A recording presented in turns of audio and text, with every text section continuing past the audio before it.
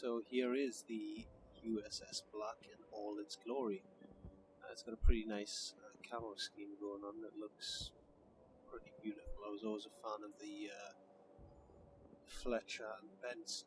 So I'm just going to go over the stats with you, and then I'm going to talk about what this ship's great at. So this ship is absolutely fantastic at making credits, making money, so that you can spend on other ships. In average games, I can make, with the appropriate consumables, such as a Zulu flag and also an appropriate camo. In a completely average game, I can easily make 600,000 credits with not doing that much. Just maybe killing one ship, maybe two ships, getting a flag cap. You can make 600,000 credits. This ship is absolutely phenomenal as a money maker. So I'm going to go over the stats and show you why it's good. So this ship is basically a Fletcher with a few differences and some unique changes to it. So just to go over it quickly, I'm not going to show you the stats here because I've got a cap obviously, and I've also got upgrades on it. But the ship has 5 127mm guns. The guns are exactly the same as the ones on the Fletcher. They have a 3.34 second reload time. They rotate at 34 degrees a second, and they have a firing range of 12.85 kilometers. The HE shells do 1,800 damage, and the 8PE shells do 2,100 damage. They have torpedo tubes. It has torpedo tubes. It's 2 sets of 5 torpedo tubes. Now these torpedoes, they do 21,600 damage, which is absolutely enormous. They go to 13.71 kilometers. So this is a big difference from the Fletcher. Okay. The main drawback of these torpedoes, though, is that they only go 43 knots compared to the Fletchers, which I'm not sure of the speed of them off the top of my head. They go 66 knots, the Fletchers, so it's a huge difference in the torpedo speed. The AA defense is actually pretty decent in this ship. As you see, I've got 45 AA defense, so it's not too bad. Going on to the maneuverability, it's got a maximum speed of 35 knots. I believe, again, that is slightly different from the Fletcher. Fletcher does 36.5, so it's slightly slower than the Fletcher. It's pretty slow for DD, actually. It also has a turn-in circle radius of 560 meters.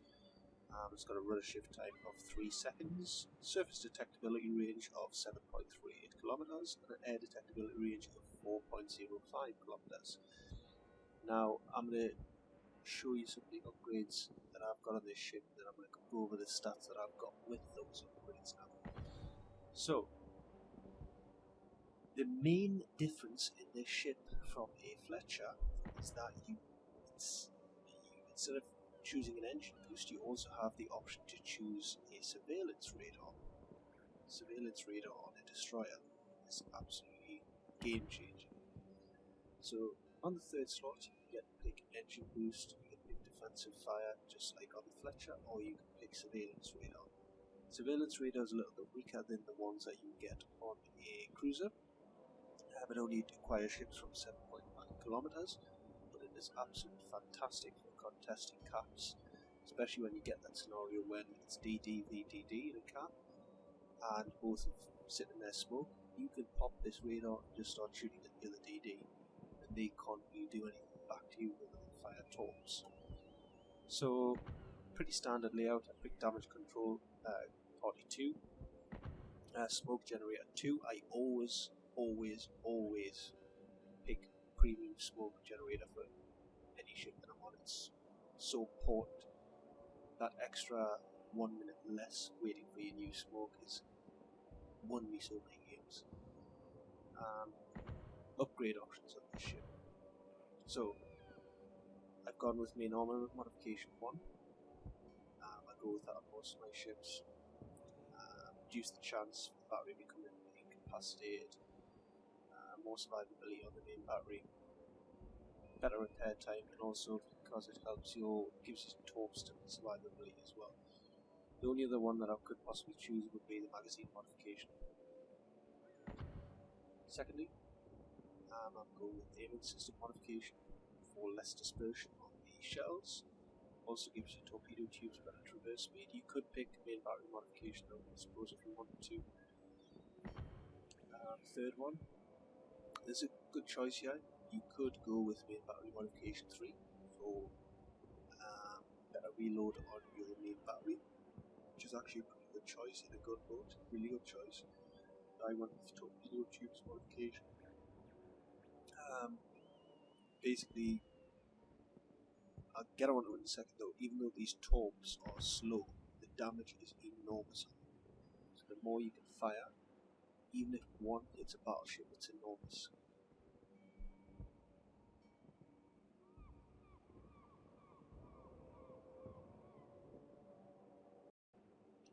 So then next I went with propulsion modification. Increases survivability and accelerates repairs of engine. Basically gives you minus 20% less chance of the engine becoming incapacitated and easier repair time. Next I went with steering gears modification to reduce the rudder shift time. The only other option I might pick here would be propulsion modification. Next we went with concealment system modification.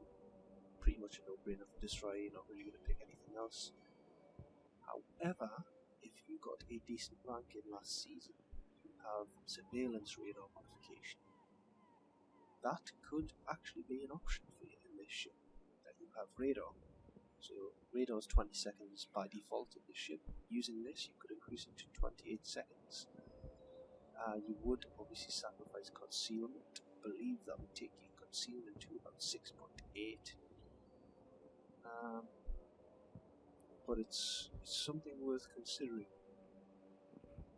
So next we go with captain skills.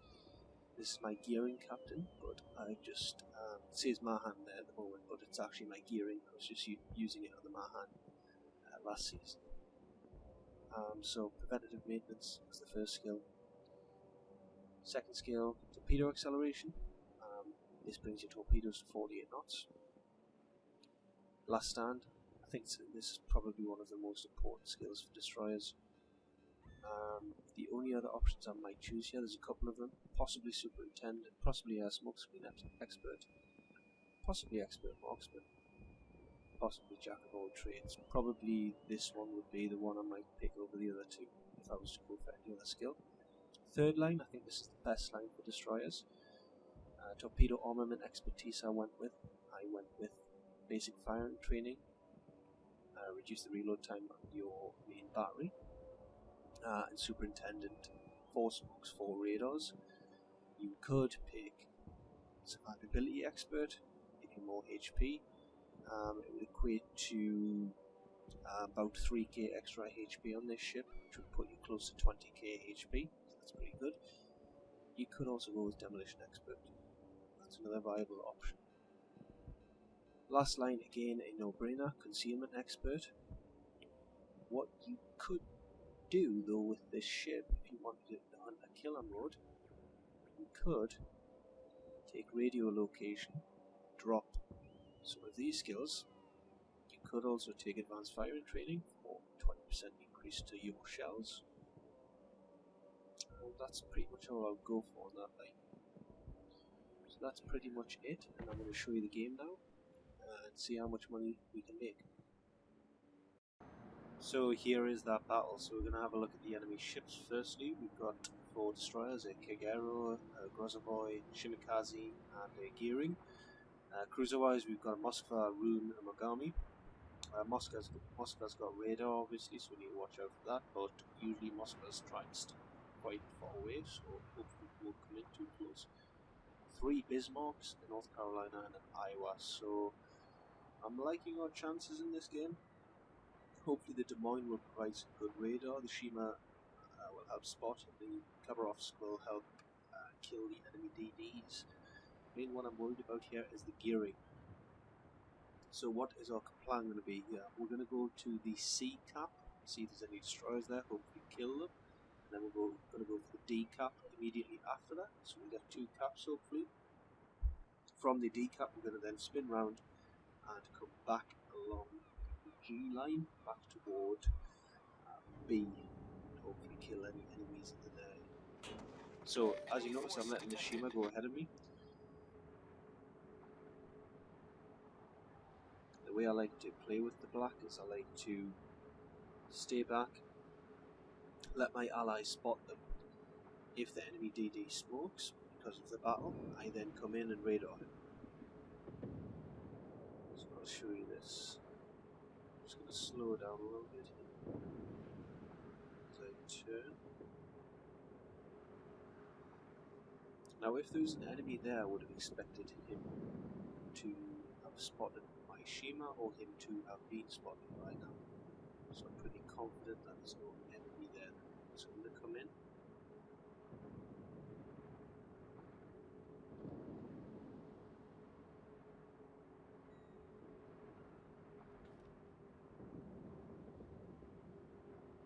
So we're just giving some spotting in the enemy Bismarck, so I'm not going to open fire on him. There's no point, and I don't want to get spotted.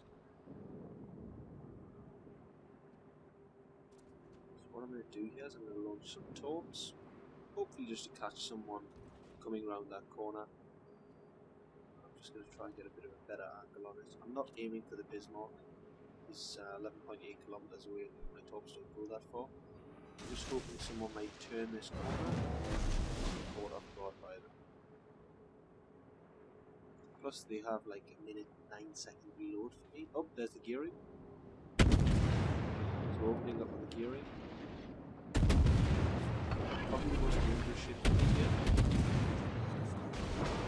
Get some damage in. Slow it down. Off radar.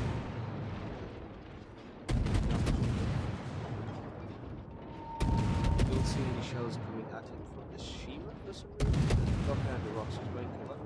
Now I've taken 7k of his health there, and there's torps going toward him as well. So what I'm going to do, this is a pretty risky strategy, but I'm going to go in toward him.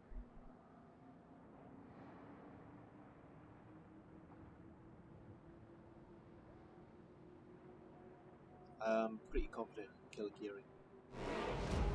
He only has one more gun than me. Yes, he has torps. He hasn't fired his torps yet. So I need to watch out for that.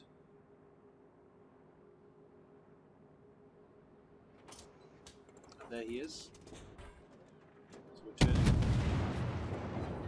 I'm going to fire some torps. His torps are incoming. Fired our torps. He spreads. I'm shooting at him still. Still not getting any allied support. Trying to keep my nose slightly pointed in so he misses over. Firing on him. Firing on him. I'm going to turn in toward him now and a torp hit. He's down.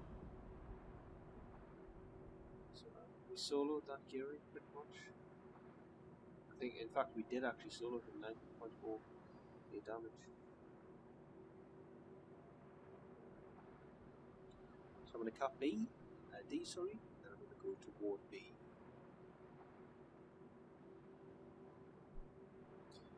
People don't realise just how much XP and credits caps give you. It's fantastic. So I've killed the biggest threat on the enemy team to me, and also their room is down, so that's a pretty good start.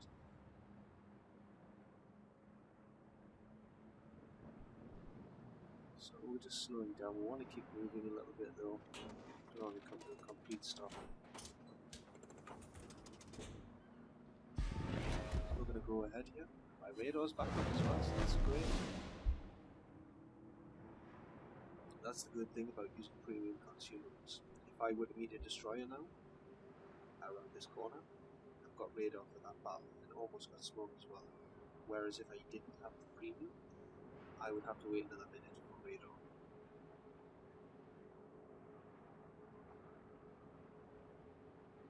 And you know, I never spend gold on the premiums. I just spend credits, because I'm confident that I'll make enough money.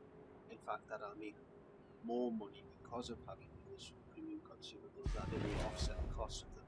So we lost to North Carolina there, and we've also lost Bismarck as well. So it's 2 ships down on both teams. That Moskva's really low though, so which is really good for me, because he is probably the other threat, not because of him personally, but because of the radar. He's dying, it looks like, so I'm hoping he will actually die.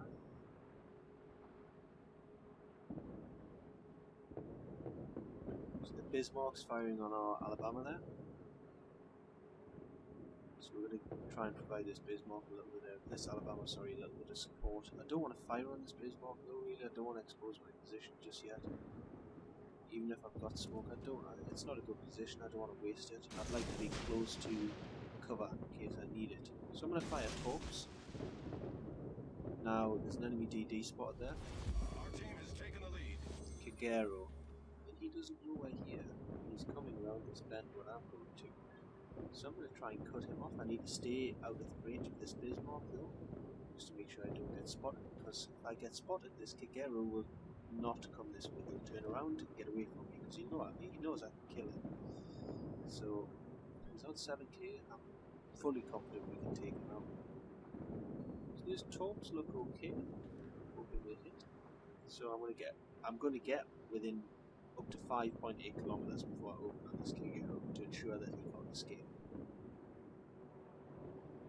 I will open it up right on the detectability range. I need to be careful with his torps though. Knocked out his enemy. Slow it down. One more salvo maybe. Two more. And he's dead. We've sunk an enemy destroyer. And as you've seen, as he was dying, I started to turn to get him back to him. Because I knew fire torps. So now we're going to fire at this Bismarck. Looking at the map, I see this island straight ahead of me. I'm going to go full speed to avoid the shells because I can see he's turning his guns. And I'm going to smoke and go to the island. Set him on fire. We're just launching shells at him now. Taking down the Alabama. So, smoke up.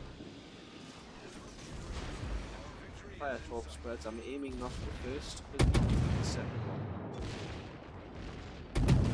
For torps. I'm going to keep firing on this Bismarck. He's used to repair consumables, so he's not going to be able to target his fire now.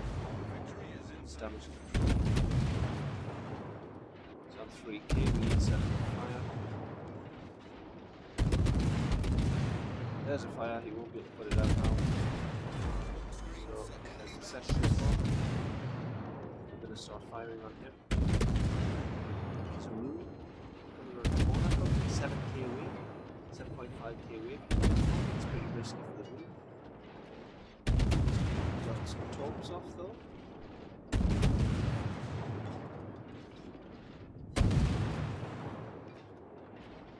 I was hoping that Bismarck would return, because those torps would be nice and to return. Still might hit one or two of them though, they look pretty good. Just firing on this Bismarck, he's almost at our max range. Now, I'm going to move toward him.